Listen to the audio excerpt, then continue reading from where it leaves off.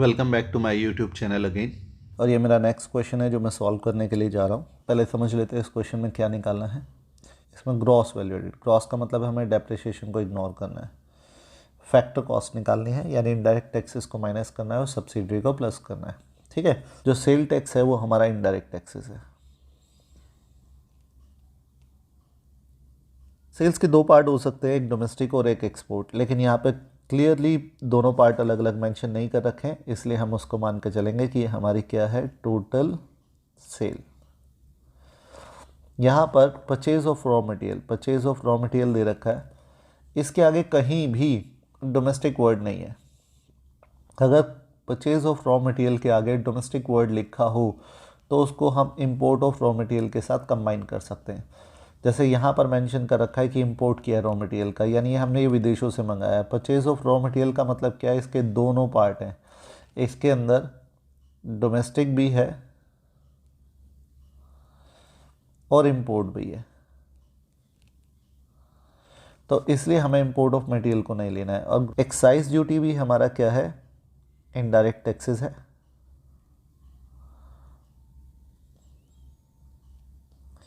ये तो change in stock है यानी क्लोजिंग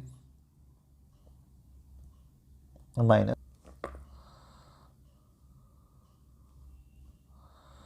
ठीक है, तो चलो क्वेश्चन सॉल्व करते हैं। Gross value added market price पे, सेल्स प्लस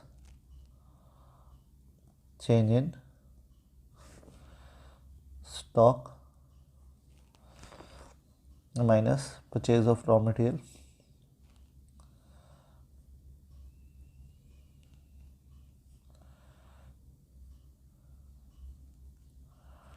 ठीक है, तो सेल्स हमारी कितनी दे रखी है क्वेश्चन में, 400, चेंज इन स्टॉक माइनस का 40,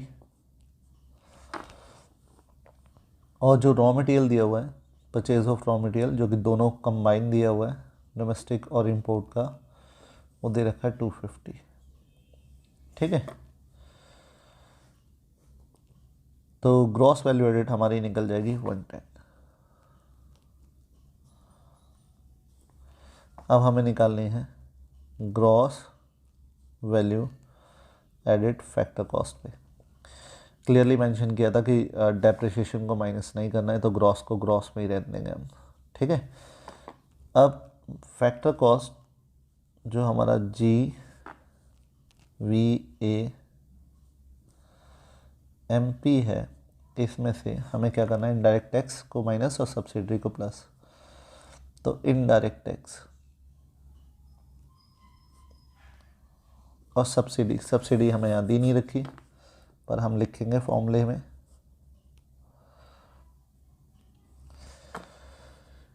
ग्रॉस वैल्यू एडेड कितनी दे रखी है, जो हमारी निकली थी 110।